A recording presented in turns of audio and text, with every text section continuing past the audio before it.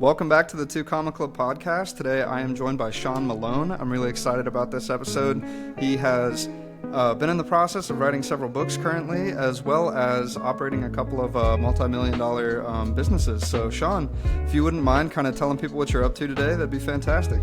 Yeah, John, first of all, I just want to validate what you're doing. I think it's awesome. I'm very grateful and honored to be here and be able to speak on this show, especially for kind of the newer founders or even people that have been in for a little bit that might be getting stuck or something like that. I know most people that hear kind of my journey, my story, they take a few ahas away. And so that'll be kind of the purpose today, is obviously to enrich your listeners and hopefully to beat your biggest download recording. So that's kind of the goal. So thank you for being here. And again, I'm just really grateful that you are building something like this, because I think it's really valuable. So keep doing what you're doing. It's awesome. Thank you so much. Yeah. To get started with me, I guess I'll kind of like go back to see, where should we start? Should we start? My story's pretty long, right? Obviously, I'm almost 3 decades into the game now. So I think like maybe the best place to start would be kind of like almost as we start to enter the online journey. So just for context, I'll back up and then just stop me and ask questions, because I think that'd be easy. So way back when I came out of college, I had one question on my mind. That question was, John, how do I make a boatload of money? Because that's what I wanted to do. Like most founders and most entrepreneurs getting into the game, they're like, how do I really win? And so I went to the only person that had actually done it, which was my dad, who I knew, and he had a little import-export business. So growing up, I learned hard work ethic. I was pushing a broom in his shop since I was like 13. And so I saw him working these 100-hour weeks, and I was like, okay, I guess that's what it takes. It's that hustle to get to where you're trying to go. So I learned that young, but then I came out of college. I was like, how do I make a lot of money? And he says to me, he goes, Sean, you have 3 choices. I was like, sweet, I love choices. Number 1, are you a CEO? I thought about it for a minute, and I was like, man, I don't even know what those letters mean, so that's not me. I don't know what that is. 2, are you an entertainer? I can't really sing or dance, so that's not me either, right? And then he goes, 3, you better go learn sales. I was like, thanks, Dad, that's great. So I searched around, I found the sales job selling commodities. So think about like a window frame, right? So I would sell the aluminum part of the window frame to the manufacturer. They would make the window and sell the window. So it was like really high level sales from foundry into beginning.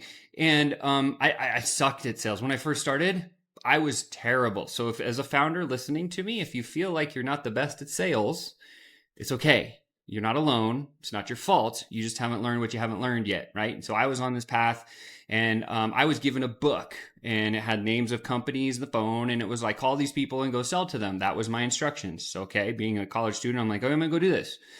Started making cold calls every day. I started making like 60 cold calls a day, 80 cold calls a day, 80 cold calls a day. I did this every day for 6 weeks straight. John, let me ask, how many calls do you think, or how many appointments do you think I actually booked from 2,400 attempts? How many appointments do you think I booked? I'm going to go with maybe around 100. Goose. 0. I booked 0 appointments for 2,400 tries.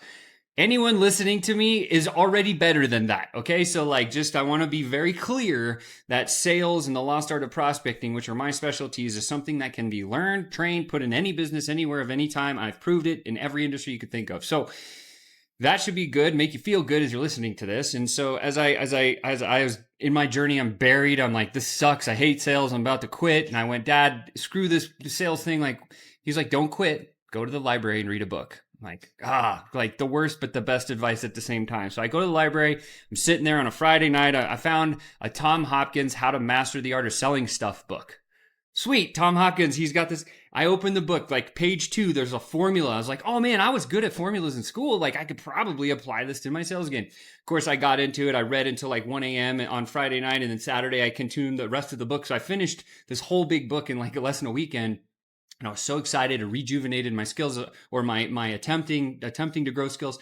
I went back on Monday and I started to try to make cold calls and book using the formulas. Now, the first time I get on the phone and I'm about to say the little line out of the book, and of course, the sweat beads start pouring down my forehead, the hair stands up, and I'm like, blah, blah, blah, messed it up.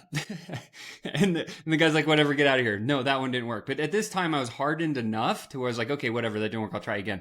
Next time, same thing. I stuttered on the line, but the guy on the other end was so cool. He's like, Sean, I know what you're trying to do. Come on over Tuesday at 9 a.m. And this moment changed everything for me. And when I say everything, everything, right? Because I was like so against sales, and I didn't want to be the sleazy guy, and I didn't want to be that. And this guy's like, no, I know what you're trying to do. I think I need your stuff. Like, come over. And I was so excited on the other end of the phone. John, I was like, oh, but you got to keep it cool, right? You got to keep it cool. So Right. I was keeping my cool. I was like, all right, thanks. I'll see you there on Tuesday. And I hung up the phone and I started dancing around my office. I was like, yeah, this is amazing. And my boss, his name was Tim, walks into the room and he's like, Sean, did you just close the deal? Because I've been with him now for like 6.5 weeks, 7 weeks. I was like, no, but I just booked my first appointment and I'm so excited. And he's like, oh, get the hell out of here, man. Like, appointments are easy, right? But I didn't realize that. I didn't realize that when you learn a little skill, you can actually book appointments. And so I was like, okay, great. So I go to this appointment and then I sucked at selling. And I realized that, okay, well, man, I set an appointment. And so then I started setting another one. And I got good at that skill. And then I went in these sales conversations. I didn't know what to do. And so then I was like, man, maybe there's a formula for sales. And that moment where I booked that first appointment really changed the trajectory of my career. I said, look, for the rest of my life, I want to help others communicate so they don't have to go through what I just went through the past 6 weeks, because that really sucks, right? And so there are easy ways to get there. So if you're struggling with that, just stay with us here all the way to the end, because there's some great nuggets that are going to come out of it. Okay. So now I learned these selling systems and I get into it, and I was making a little bit of commission now because I was starting to close some deals, and I was like, oh man. And I just started reinvesting in myself, reinvesting. Okay, point number one, if you don't have a coach, you don't have a book or a program or a seminar or something in the niche or the specialty that you're trying to learn, stop what you're doing right now and go find one, right? You hire John. John knows what he's doing. He's been interviewing all these mega players for a long time. He could definitely help you with your business. Likewise, I can too. But the focus is, if you're trying to get better at something in your business, find the specialist. Why? Because it collapses timelines for you and you can grow. Does that make sense, John? Like, pretty simple. 100%. Yeah. Definitely need to be focusing on the ROI of collapsing that timeline. Yeah. And if you can do it in shorter time, like what Tony Robbins says, he's like, don't reinvent the wheel. Just find somebody that has the results that you want and go copy what they're doing. You're going to get similar results. Like, it's proven over and over, right? So I'm an advocate for coaching. I'll always be like, find the right coach, find the right seminar, find the right book to read. Because most of these professional people have been around for a while. They write these books. They're amazing, but nobody takes the time to read them, right? They're just ChatGPT. What's it? And now you can actually hack it, right? Like, what's the cliff notes of this book by this person? It'll spit out like 10 points and you kind of have a general idea. If you don't know what those points are, go read the book, the full book, right? It's kind of like the new way to read. But yeah, so anyway, I started learning. I spent over $500,000, end of the line, on learning selling systems. I studied 40 different ones, and then I figured out like they all have these kind of common elements. And so I distilled these elements down, and that became my selling system. And with that, now over the course of 3 decades or so, I've closed over $200 million. So it's not like a little amount. It's like something that I learned and I applied, and then I executed and executed and executed. And the one thing I'll share is this: is like, just learn the basics, because the basics win championships, right? If we're trying to learn all these razzle dazzle like ninja chop hack moves, those things they might get you a deal, but they're not going to allow you to win a championship. The way I look at a business is you have 12 games in a single season. Each month is a game, and you have to win each game in the season. And at the end, you can evaluate, hey, am I good at sales? Am I not? Are you winning more than 50% of your games? Or are you not? Right? And that's really what it comes down to. So it's like, basics win championships. That'd be my first big takeaway, right? So then after I learned all these selling systems, I in my process, I took a company from 3 million to 40 million. I did it in 9 months. This was before the internet even existed, right? And I had started making a lot of commission dollars because I had studied and learned these skills. And then after that, I was like, man, I want to buy my own company. So I moved to Las Vegas, early 2000s, and I purchased an electronics manufacturing company. And I started applying the basics to this company. I took it from 250,000 to 8.5 million in revenue per year. And then my business partner sold it out from behind my back in 2 weeks without telling me. Wow. I lost over $1 million. It effing sucked. Okay. So this is still before the internet, but at this stage I was like 24, 25 years old. I was pretty young still. And I was like, okay, cool. And that put me in a really dark place because I won't go into that story. It's a whole nother day. But in that dark place, I was drinking heavily. I was eating like terrible food, and I was going out and at these nightclubs. I actually met my wife at a country nightclub, and I thought she was the most beautiful thing I've ever seen. And she's like, "You need to stop drinking. Like, get out of this." And she pulled me out. right? So it was a lifeline for me. So again, That's next awesome. lesson as a founder, like the support team around you, most important people you can ever have. It's like Jim Rohn says, evaluate the 5 people closest to yourself, and that's who you are. True statement, right? John, have you experienced that before? Oh yeah, I think one of the number one trends that we see on this podcast is how much environment impacts your level of success. So I fully condone exactly what you just said. Quick question for you. If you're listening to this show, it probably means that you care about one thing, and that's building funnels that actually convert. Well, here's the truth. The best funnels only work if you have a steady flow of quality leads coming in. And one of the most powerful ways I've discovered to create that flow is through a podcast. That's why I created the Podcast to Profits Challenge. It's a 5-day one-on-one coaching experience with me where we'll design and launch a podcast system that consistently generates high-quality leads for your business and positions you as the go-to authority in your niche. So if you want to create a predictable lead flow, attract dream clients on repeat, and build the kind of authority that fuels your funnels, then check out the Podcast to Profits Challenge. The link is in the description down below. Now, let's get back to the conversation. Totally. So that's awesome. So my wife was really my best friend, my, partner in crime, my first mate, whatever you want to call her. And so we started going down this path, and she's like, look, you know how to sell, go sell something. So I took a job selling in the roofing industry in Nevada where it never rains. Okay, cool. Let's sell roofing there. Kind of a challenge. I took my little selling systems and stuff that I learned, and I broke every sales record they'd had for the first 3 years, to the point where they started sending me all of these people that needed to get trained in sales, and I was just teaching them the basics, and they would have big success. I realized after 3 years of doing that roofers just lie, cheat, and steal, and they're not my people. Like, no offense. So like, thanks, but no thanks. So I quit. And then I was like, what do we do now? This is entering 2016. And my wife says, man, I hate it that you're driving around so much. I would love if you could figure out how we could spend more time together. And that became kind of my mission, is like, how do we spend all of our time together? And then the obvious answer at the time, 2016, let's look online. How do we do it online? What does it look like, right? My wife sees a Facebook ad. And it was this ad of this little guy named Matt walking along a beach. He made note. He's like, hey, it's the 19th of the month. I just made 20 grand. I'm like, okay, if that little dweeb can do it, like, I am pretty sure I can do that too. I didn't know anything about marketing. Still to this day, I'm a student of marketing. I will say I am a sales professional though. Through and through, that is my profession, sales. And so we bought into this little thing. It was a paid ad, $99. And then it took me through 3 hours of induction videos. And then it upsold me to this $10,500 water system. Ouch. I'd never been through an upsell process like that. And I actually hated it, right? Because it wasn't anything I'd experienced before. And it was a lot of money. However, I believed in the product after I saw the induction videos. That kind of plays into what Daniel Priestley, if you know Daniel Priestley, he's this big macroeconomist turned marketer. He talks about this theory called 7-11-4. Have you heard this before, John? Okay. So 7-11-4, what this means is your prospect, before they buy from you, must consume 7 hours of your stuff, whether it be written, video, whatever, 7 hours, 11 touch points. Here's the statistic in sales. Most people quit too early. The average engagement happens at 4 touch points. The average deal, 80% of sales deals, closes after 13 touch points. Most founders and entrepreneurs quit too soon. Lesson, learn that, right? So 7-11-4. So Daniel says 7 on average, 7 hours, 11 different touch points. That could be like a like their post, or a send a connection request, or it could be comment on their blog, or watch a YouTube video of theirs, whatever, right? So 11 touch points. And then 4 is 4 different social, or it's 4 different platforms. Could be email, could be text, could be 1 or 2 socials, could be whatever, right? So that's the secret formula in today's world. If you're talking to somebody who is a big macroeconomist turned marketer, 7 hours, 11 touch points, 4 different platforms. Remember that. It's a good formula. Okay. And so as I was going through my journey at this point, I was like, this kid did all this money online.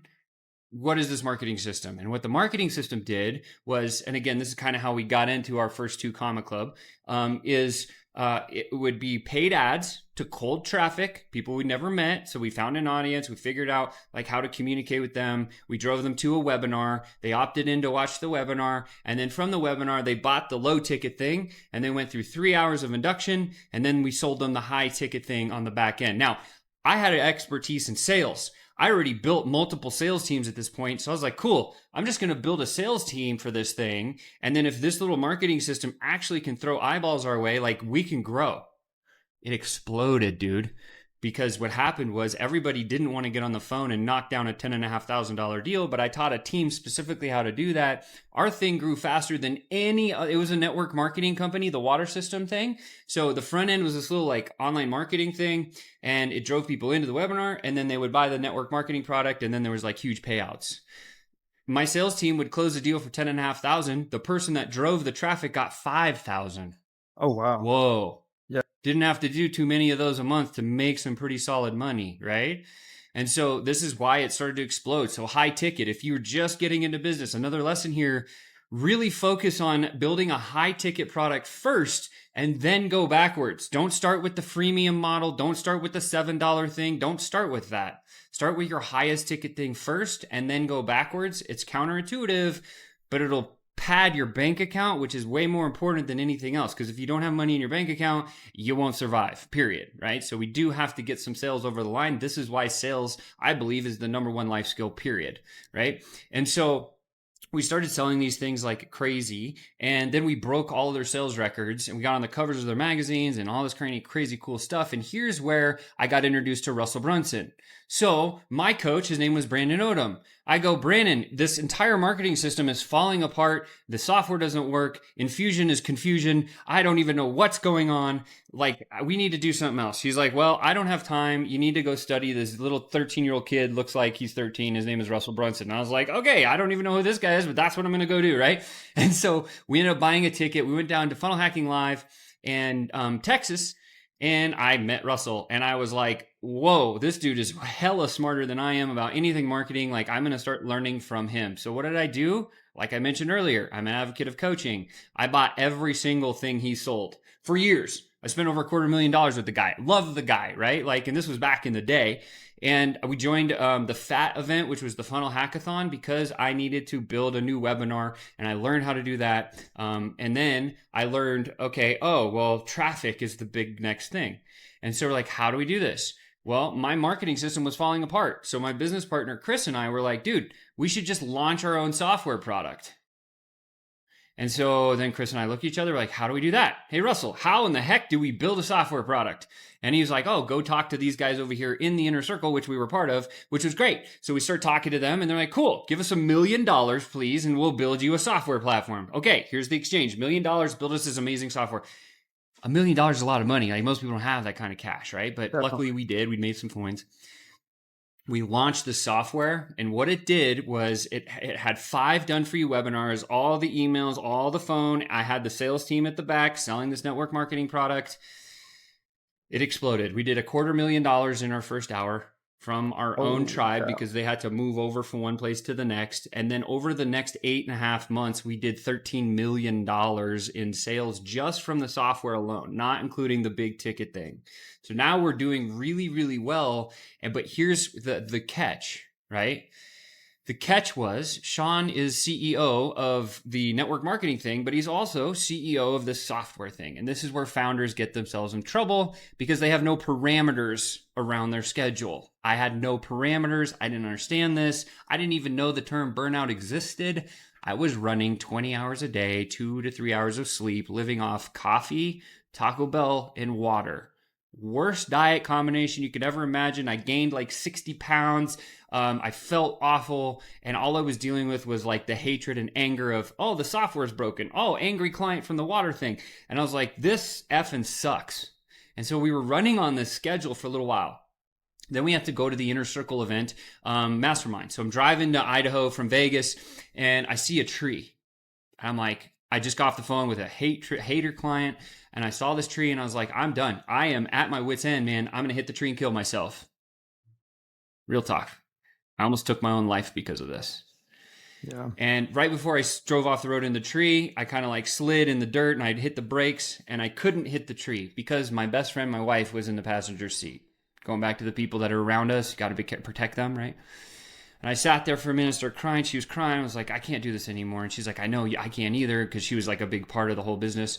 We had this whole presentation planned for what was actually supposed to happen at the event. We canceled that the night before and rebuilt how we were feeling. Nobody talks about this. So we go into the Inner Circle. And I'm like, Russell, and in front of all these mega players in that, I felt this big, and I still feel that big in that room because there are people that are doing crazy dollars. And they would always but they were the most warm and loving and like people that would actually help you. Like it's crazy how people's perception of people that are really earning are not for them, but they are really nice people. And so I go in there and I'm like, Russell, look, our presentation isn't about what our business is doing. It's about how I feel and how about Chris feels and my wife, Melissa. Like, this needs to change. And so we shared our journey, like up, down, up, down, up, down. And at the end, it's like, oh yeah, we made a whole bunch of revenue and that's great. But if you don't have your soul, you can't enjoy your revenue. Very true. Very true. And so at the end, Russell stands up and he says, Sean, you're not going to like what I have to tell you. And he told me this back in 2016. He said, kill your baby. I was like, wait, what? Like, you helped us to find the people to build the software to do the... He's like, I don't care, dude. It's stealing your soul. I'm going to be one of the only coaches that'll ever tell you that. And I'm like, oh, so valuable, right? And of course, at the time, really hard to hear. But I was like, look, I'm 100% coachable. Another point, when you find a coach, be coachable. That's the other thing, right? So as I was, Russell says, kill your baby. I said, what did that mean? Sell the software company because it's stealing your soul. Okay, how do you sell a company that just did $13 million in 10 months? I don't care, Sean, sell it because I want you. You're a level 10 guy doing a level 2 thing and you need to switch. And I was like, oh man. So it took us a year and we ended up selling our software. Our first software product is called Digital Genius Lab. We sold it to a competitor. And at that time, Russell says, you've graduated. Here's your first 7-figure award. That's where it came from. That's wild. Insane. Man, that is quite the journey you've been on there. A lot of life, a lot of ups and downs, a lot of valuable lessons.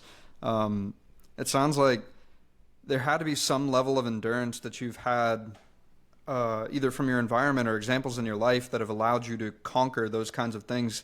Can you like pinpoint where you think you got the ability to endure those kinds of heavy moments from? Yeah, so the first thing I'll say is that my parents are incredibly athletic, and so I grew up in an athlete family, and the athlete family, I think, was just that was ingrained in my body. I mean, I played a very high level of baseball. I was world ranked at long drive golf, and so I've competed a lot. And so I do think the second thing that helped me when I was upbringing was doing martial arts, gave me a level of focus and confidence that I didn't have before.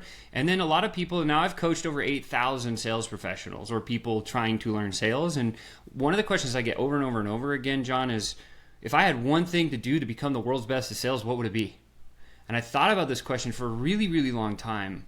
And the answer is not one thing, there's 3 things. So the first thing that you must have is 100% conviction on what it is you're doing or selling. If you don't have 100% conviction, here's how to fix it. Take out a pad, right? And write down the sentences that are rolling through your mind about why you're not convicted about this. Oh, nobody's going to like my product. Oh, this is a dumb idea. Oh, whatever the things are, write down as much as you can. Spend like 30 minutes, an hour doing that. I actually went and sat on a railroad tracks. I was drinking beer, just writing down a list of stuff, right? The first time I went through this. And then after you have your list, you got 2 options. Either sell it to yourself, talk about why that's a dumb reason, and when you're sure it's a dumb reason, strike it out. Or if you can't sell yourself on why those things don't make sense, then take it to your coach, take it to an associate, take it to your wife or husband or whoever, and have them tell you, like, look, no, this is dumb because, and get the reasoning, because that will grow your conviction. Because once we have conviction at 100%, the person with the most confidence in the room is the one who makes the deal, period. That's how it works. So we need confidence. Confidence comes from conviction, right? So now we have this high level of conviction. What's number 2, Sean? Well, number 2 is consistency, right? And now as I teach sales, if we get niched there, if you want to be good at sales, how do you be consistent? Consistent means you have a system that you use every time, and you have opportunities that are consistently being put on your calendar. Because if you don't have at-bats, you'll never get good, right? And this is proven fact. It's not just me talking. It's like experts on experts say all this stuff. So number 2 is you got to have consistent opportunities to sell and consistently use a selling system over and over and over again. That will produce predictable results. And then the third thing is persistency. Know that people are going to punch you in the face. Know they're going to kick you in the nuts. Know they're going to try to shred your skin off, right? And it's okay. Your job is to put a shield on with having your conviction, the consistency of reps to get the good outcomes, and then the persistency. Know that if you're going to get knocked down, everyone gets knocked down. It's okay. I've been knocked down into the darkest muddy hole you can ever imagine. But if you can see up, you better get up and just keep running the system, right? At all costs, because the future depends on you acting. The future is you. If you're not the source energy, you lose. And then you have to get stuck going back to this stupid thing called a 9-to-5 jail over here, which nobody wants to go to, right? Since when is it okay to ask another human when you can go take a piss? Sorry, that's not me. You know what I'm saying? So yeah, without those are kind of some of the, I guess, like things that I've instilled in me. Does that help? Kind of answer that question, John? Yeah, 100%. There's something you touched on there that reminded me of something you said earlier in the podcast, which was you mentioned a framework that you had for sales. And I was curious to know if you could break that down for myself and the listeners. Yeah, so so let's do selling systems. So because the rest of my journey even gets even more exciting after the sale of that, after Russell said to choose. So we can go down that path in a minute here. But okay, so I like to start with selling system, sharing. If you don't have a selling system, you default to what we call the prospects selling system. Okay, so Sean, what's the prospect selling system? Well, the prospect selling system revolves around 4 things, right? 1, they lie to you. 2, they steal all your information. 3, they lie again. And then 4, they run and hide. Ever been ghosted? Right? So that's it. Lie, steal, lie, hide. That is the prospect system. And if you don't have a sales system, unfortunately, you default to this one. Here's the example. You and your spouse are going to buy a big screen TV at Home Depot or at Best Buy. Let's say you're going to Best Buy to buy a TV.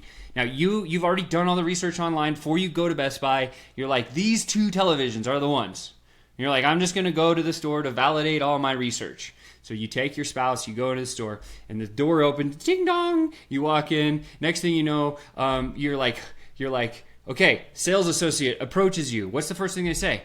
Hey, can I help you? What do you say? Nah, just looking. Lie. They just lied right to your face, right? That's lie number 1. And then you whisper to your spouse, hey, honey, go to the other side of the store while I work this sales guy, right? And so your spouse goes to the other side of the store. And then you're like, hey, sales associate, come back. Actually, I do need your help. I'm looking at big screen TVs. Take me back there. And then the sales associate's eyes get real big, and he's like grabs you and like run into the back of the store. Come on, I know all the TV stuff. You get to the TVs and you say, oh, look, I'm actually looking at this model and this model. I like these ones. Tell me everything there is to know about these 2 TVs. You take out a notepad and the sales associate goes ham. He's like, this one has this many LEDs and lumens and all blah, blah, blah. You know, like all the things about the television. You totally raped him of all of his information about those 2 televisions, which validated your decision that you already made before you even came in the store about which television you wanted to buy. What'd you do? You just stole, is it lie? Steal, you stole all of his information. And then he says, the worst sales closing line of all times. What do you think? If you are saying that line, please rip it out of your mind and throw it in the garbage and never say, what do you think, ever again. Because prospects can't answer that question. It's too difficult, it's too ambiguous. Instead, say, which TV do you prefer? Or what was your favorite part about the thing that I just showed you? Or what do you hate about that? Those questions are going to get you to the finish line a lot easier than saying, what do you think? Right? So anyway, the sales professional says, what do you think? And you're like, oh man, these are great. Thanks so much for all this information. I make decisions with my spouse. I got to go find him. Sales associate can't say anything to you because that's what they can do. He just, what do you think? Oh, you got to speak to your husband or your wife? Great, cool. So then you're like, cool, I'll be back in a minute, right? Lie again. Lie, steal, lie. Like, let me go see my spouse. I'll come back and we'll do the thing. Sales associate's like, great, I'll be here on the couch. He sits down on the couch. He's like licking his thumbs, like doing whatever. You go over to your spouse on the other side of the store. And you're like, honey, I just got it. I know exactly which television we're going to buy. Let's get the heck out of here before that pesky sales guy comes back and gets me. And you guys hide. You run out the store. That is a demonstration of the prospects method at work. So if you don't have a selling system, this is what we need to work on, right? There's a lot of selling systems out there. We built one called the Ascension Selling Method. It's helped me to grow over $200 million because it takes away the prospect system. Our system goes like this. Bond and connect is step 1. Bond and connect is more so around psychologically connecting with the primal brain of your prospect, right? The fast way to do this, and again, I'm not going to dive into teaching this, but it's like the first 90 seconds that you speak with somebody, just mirror what they do. If they put their hand like this, you put your hand like this. If they lean in, you lean in. If they speak really loud, you speak really loud and excited. If they're reserved, you be reserved. And you only need to do it for the first 90 seconds. Usually that'll get in under the radar of your conscious brain, hit their subconscious brain. Step 2 is the rules of the game, or setting the agenda for the meeting you're about to have. Here's what's going to happen. Here's the outcomes. That's it. Sound good to you? Yes, right? So now you have the rules of the game. Then we dive into what everyone talks about, pain. Your job as a sales professional is to ask diagnosing questions. Sales is a Broadway play put on by a psychiatrist, okay? You're the psychiatrist. So your job in the pain section is to actually ask probing questions that pull out them saying, yes, I have this problem and it sucks. That's all you want in that section. Because when you know they have that problem that you can solve, you keep selling. If you can't identify that, you stop selling and you end the meeting. This saves time, and it's just a better way to do it. Once you understand they have the problem, now we move into the budget. Can they afford your stuff? Hey, how much do you usually charge your clients? Have you ever purchased anything like this before? What did you spend on it? Like, all these questions become really relevant because now you know roughly how much money they have in order to invest in your stuff. And then lastly is the buying process, or I'd say the next step is the buying process, right? So we've done, first of all, is bond and connect, rules of the game, found the pain, right? Understand the budget. Now we got to understand or learn their buying process. How, where, when, why, and what do they do to make decisions to buy a product like yours? Do they sit on the rock in the backyard at night and be like, I'm thinking about it? Do they consult with their influencers? Like, we need to know all this, because if you know they have a problem you solve, you know they can afford your stuff, and you know how they make decisions, you can close any deal of any size, period, right? So those are the 3 most critical elements in any selling system. And then after that, we do the most easy thing ever. We close the deal. You only need 1 sentence. Is that something you think you can do? I can fix your problem. You have the problem. I know you can afford my stuff, and you make decisions with your business partner. Like, I could solve this for you next week. Is it something you think you can do? I just recapped what we covered, and I asked him 1 closing question, and the sales system is done. And then we go to the last step, which is the clear future. And this is, hey, what's the exact next thing we're going to do together, right? So it gives them hyper clarity, because clients do not buy if they don't have clarity, if they don't have permission, right? Your job as a sales professional is to give them clarity and permission. That's considered value in a sales conversation. Most people get it wrong, because they'll go into the sales conversation and they'll start coaching you on, do this, here's how to implement this, use this tool, do this thing. And then that person's like, thank you, thank you, thank you. What are they doing? Lie, steal, lie, hide. They're stealing all your stuff because you're giving free consulting. When you stop this process and you switch your method to, my job is to provide clarity to this prospect to ensure that they understand they have the problem and they know I can solve it, you've just provided them value. That's the big shift. You with me so far, John? 100%. Yeah. Okay. Anything you'd say there? I think that first and foremost, my interpretation of everything that you've said so far, I got to give you a lot of praise on, because you made sales sound fun. You broke it down into a really easy and concise way to do it, and you made it clear to understand all the points you're looking for and the direction you're moving people. So kudos to you for all that. So thank you. I've been doing that for 30 years. That's what I'm saying. It's like when you learn, and again, it's like learning anything, man. Anyone can learn this. And then what's beautiful is, like, that's the science. And then you just start layering your art on top of it. And that's where I just light up to watch people fully grasp the science. And they're like, oh, but if I could say it this way in my voice, it's, oh, it worked. And like, that's awesome, right? Like, that's the best. That's why I'm in what I do, right? Money's great. I've made a lot. I've lost even more. But the idea is, like, if you're out there to truly help people, which I believe most founders are out there to help other people, your job, you need to get better at getting the conversion mechanism to happen for your business so you can let them shine with your superpower. Like, that's the idea, right? That's why I love sales so much, because it's universal. It works in every business. It needs to be in every business, right? And again, I'm a student of marketing. I love marketing too. Marketing's like, here's 1 million leads. Sales like, I don't want 1 million. I want 100,000. I want to put the money in my bank account. That's the big difference between marketing and sales. They're kissing cousins. Both need to be there. But again, I think if there's one skill you could learn, I'd say work on sales first, right? So that would be, I don't know. Where do you want to go from here? Yeah, I think first and foremost, I agree with everything you just said. I'd be interested to know kind of how that has led you to where you're at now with the current company that you guys are doing. Yeah, sure. So after we sold the software company, we were like, what do we do? And Russell says, what are you good at? And me and Chris look at each other. We're like, we're really good at sales. We can build sales teams. We can help other people close deals. And he says, Sean, all these online guys need a little bit of help with sales. You should help them. And I was like, really? I didn't think this was a thing because I was in it for so long. And so we use direct messages. I'm the DM guy, right? That's what we're known for. Category kings of personal DMs. And that's what FlowChat is. It's a platform that works across 15 socials for personal DMs only. It's incredible. But I was like, okay, cool. So we put a list together of 50 perfect clients and we DM'd all 50 of them. 42 of them book calls. Okay. We get on the phone, 42, not selling anything. Hey, Russell told me that people kind of struggle with sales. That's not you, is it? That was our opening line every time for 42 calls. Guess what? We got 42. Actually, yeah, I suck at sales, Sean. I need some help. Every one of them said yes. Validation the market is ripe. Needs our support. Okay, great. And then we asked more and more and more questions. We never tried to sell anything at the end. And by the end of those 42 calls, 5 people say, Sean, Chris, we're not getting off the phone until we put a deal together. This was the birth of our high-ticket agency. We didn't even have an offer yet, right? We were just asking questions, marketing research, validating, right? So if you're just getting started as a founder and you don't know if your idea is legit yet, do the same thing. DMs are free. Make a list of 50 of your dream clients. DM them.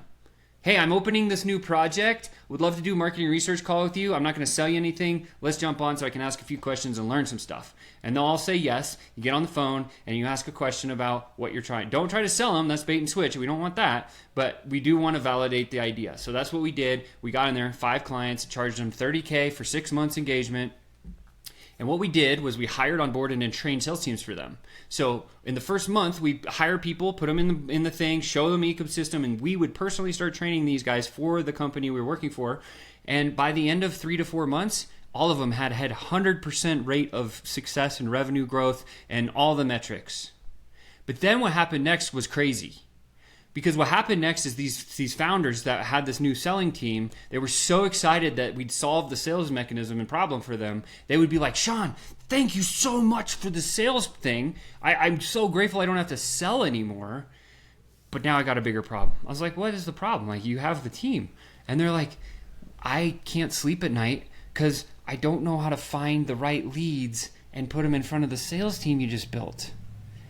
And I was like, come on, that's a problem? I was dumbfounded that was, and fortunately for me, unfortunately for everyone else, that is a monstrous problem for a lot of people. How do you find the right leads and put them in front of the right system so you can close the right deals? Well, we're like, okay, cool. Well, here's the system that we used before the internet that's just using through text messages and a book that I had, right? And if we use this in your business through the DMs, it'll work.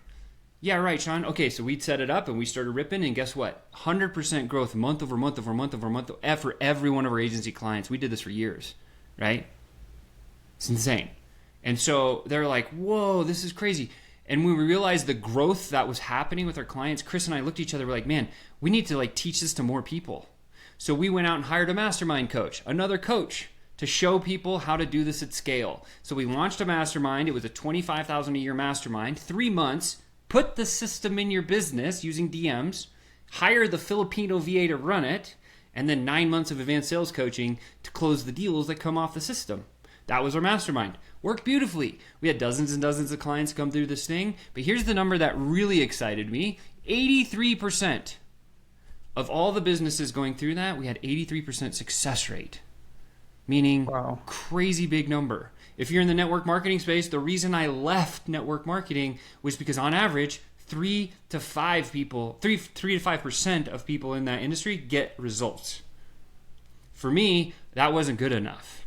For me, it had to be a bigger number. Now, 83% is one of the highest I've ever heard, right? And so we tracked all the data, so that's why we know it worked so well.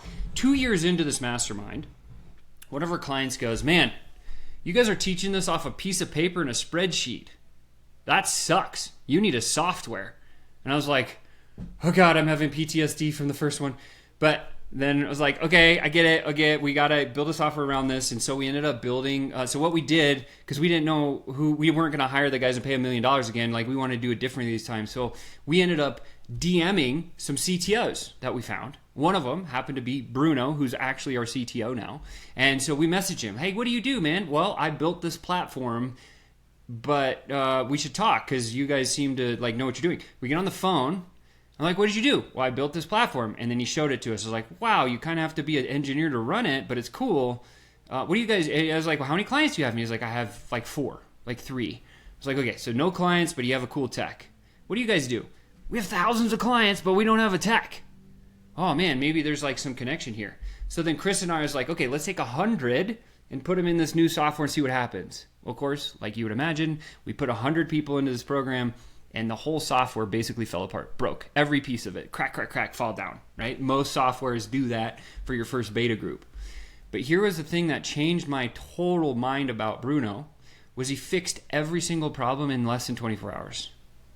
Holy and cow. Like, what the heck? Who is this a robot or a real person is what we were thinking? And then Chris and I were like, hey, yeah, let's put another 100 in, see what happens. Boom. More stuff breaks, but now there's some cash. So Bruno fixed it in another 24, 48 hours, and he hired a guy to help him. And so Chris and I looked at each other, we're like, dude, we should partner with this guy and take that software and actually blow it up because it's actually getting results ready. So that was the merging in 2020 of what is now FlowChat.com, our second software product.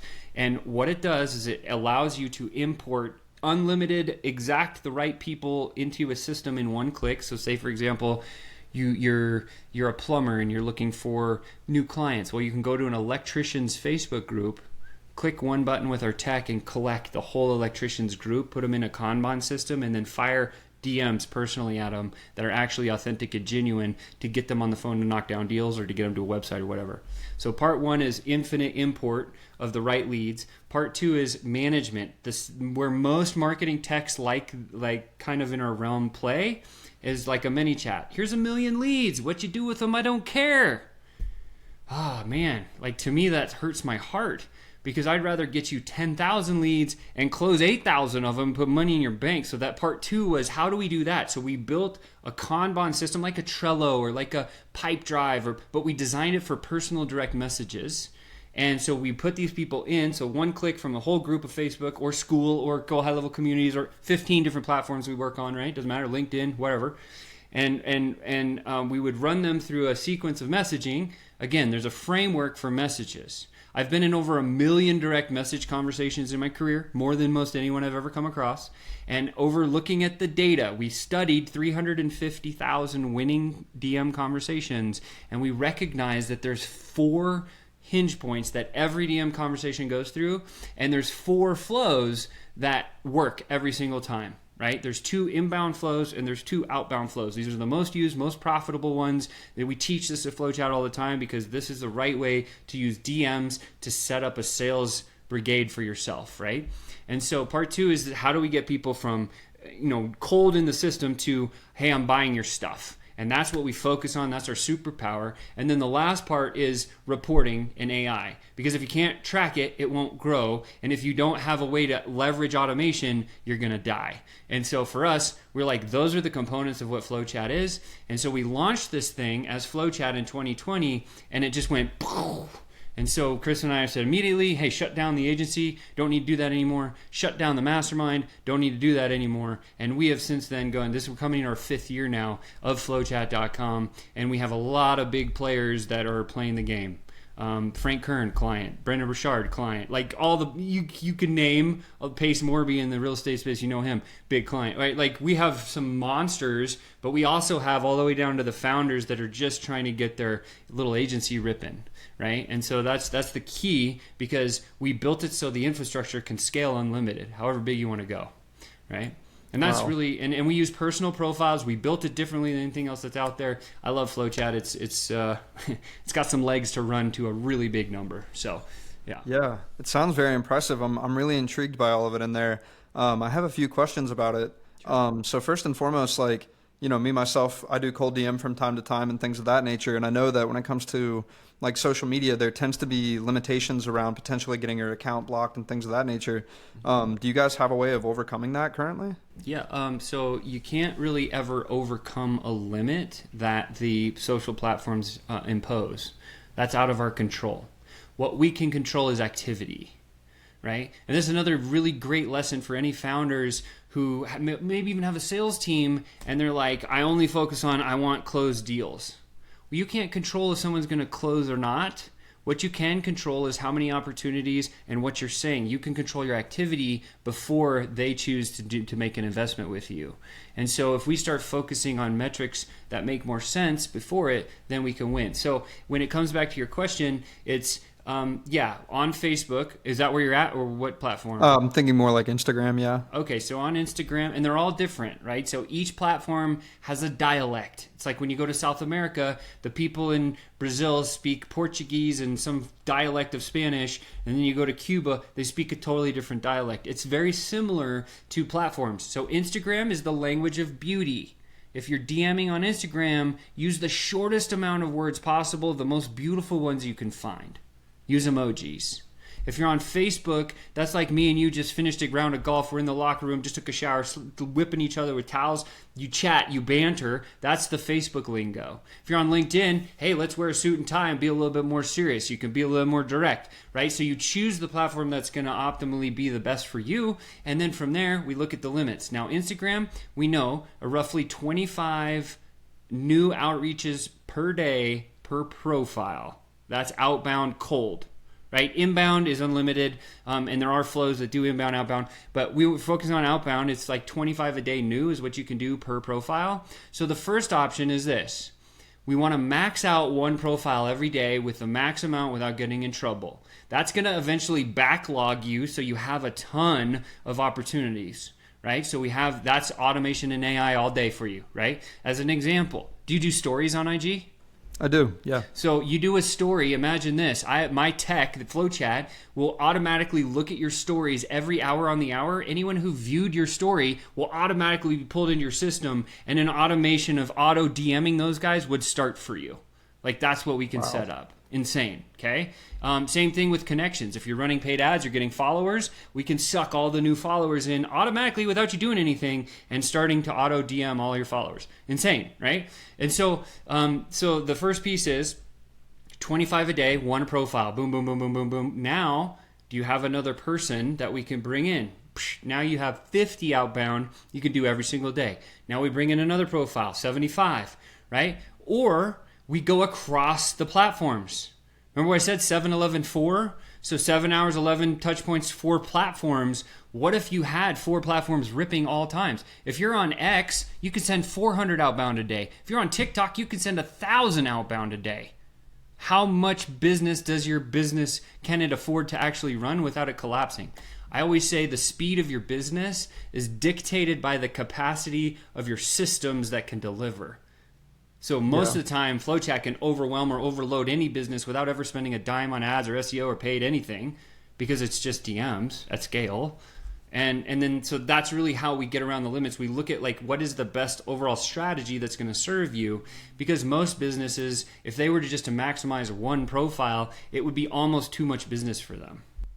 Yeah, I could see that. Man, that's incredible and very powerful stuff there. I can think of a few people off the top of my head that might want that in their hands. So we'll have to chat offline about that. But man, this has been an incredible podcast so far. What do you think has been like, out of your entire journey of being an entrepreneur and building these multiple software companies and the books you're writing and everything, what do you think has been kind of the number one lesson that you'd like to document for humanity to see in the future? That is an incredibly great question.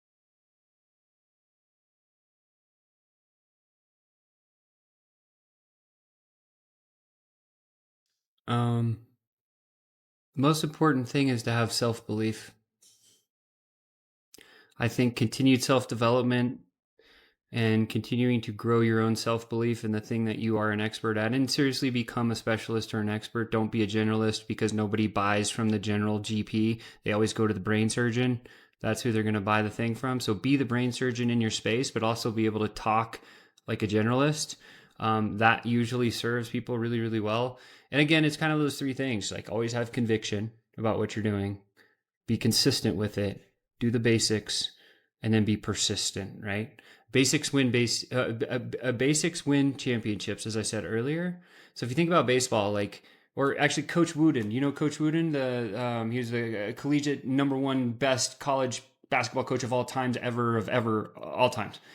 There's books written about the guy and everything else, and he would always start with the basics. And I loved reading his book because it was like you get to the first chapter of his book, and he talks about the story of this new basketball player coming into his world. And he goes, he's like, "Hey, coach, let's go on the court, and I'm just gonna lace up my boots." And then Coach Wooden was like, "No, stop what you're doing right there." And he took time out of his day. He walks out of his office. He sits down on the bench next to his player, and he's his new player. And he's like, "Hey, man, you're a hot shot. I love that you're on this team. I need to know how you put your socks on." And the player's like, "Coach Wooden, what the hell are you talking about? It's just socks. Like, you just pull them up." And he goes, "Well, here's the thing you don't understand." He says, "If you put your socks on wrong and you leave a little wrinkle right under one of the things on your, the pads of your feet, you're going to get a blister. And if you have a blister on your foot, you're no good to me. So how do you put your socks on? You got to get good at the basics, and you always have to put your socks on right. And then you lace it up, and then we go to the court, right?" And so that lesson to me, I was like, whoa, that's crazy. So how do we apply this to regular everyday life? Is like, just do the things that get you base hits in your world. For me, it's consistently maxing out one profile of outbound connection requests. And then once we get the connection or the friend or the follow, then we ensue in conversation. And then it runs through the 4 hinge points of DMs. Those are the basics, because DMs, you're not supposed to sell. You're supposed to sell the outcome of the DM. As example, if you close on Zoom calls, the objective is not to sell your stuff in the DMs, is to sell them getting on a Zoom call with you. And if we just back up and look at that, we can usually be, sorry, I'm going way off base of what your question was, but I think it's pretty valuable. So practice the basics, because those are the things that win championships. If you want to get in shape, do push-ups and pull-ups every day. If you want to, it comes down to that for basically anything and everything, right? That's awesome. That's great advice. I couldn't agree anymore. And it's funny, I actually heard it on another podcast recently. I don't remember exactly what the illustration was, but I know that they talked about how the beginners want to know the advanced skills, but the experts want to know the beginner skills, and that's how they focus. And so just to reiterate that in another way. Yeah. So thank you so much for your time today. Where is it that people can reach out to you if they want to get involved in FlowChat or talk to you personally? Well, John, the easiest way, and I think I always like one direction, one way, just like a funnel is built or whatever. I'm going to share a specific link. I built something really special for your audience, your people that are listening to you right now. This will be completely tracked to you and everything for you, because I'm a big believer in it's your audience. You should be the credited for introducing whatever you introduce to them. And so it's a link that will give to you that you can drop in the show notes. What this link will do is it will take you to an opt-in page, and the opt-in page is for text tips on your phone. So there's going to be one text tip. There's my wife, you can see. There's going to be 30 different days of text tips. So every day for the next 30 days for free, right? I just want you guys to get good at sales if that's where you're at. Go opt into this thing and learn these text tips and apply them. And they're really short. You can take this one from today, put it in your world today, test it, try it, see how it works, respond, let me know, right? And then based on that, you'll get really, really good at sales. And throughout that process, there'll be some other ways to come and check out what we do at FlowChat, right? And so that would be the easy way. It's free. So all of your founders can just click the link, go get the thing, and get really good at sales, because this is the thing that I teach and I'm so passionate about. I just want everyone to be better at it. So. Well, that's awesome. I greatly appreciate that resource for the listeners. Thank you so much again for your time today, and I can't wait to see what's next with FlowChat. Yeah, likewise, John. Thank you. And again, if you guys haven't subscribed, do that. If you haven't downloaded this episode, do that. Go watch his last 3 because they're really good. And if you haven't engaged with John personally to hire him, you should do that too. Thank you so much, Sean. I greatly appreciate it. All righty. Take care. All right. Bye now.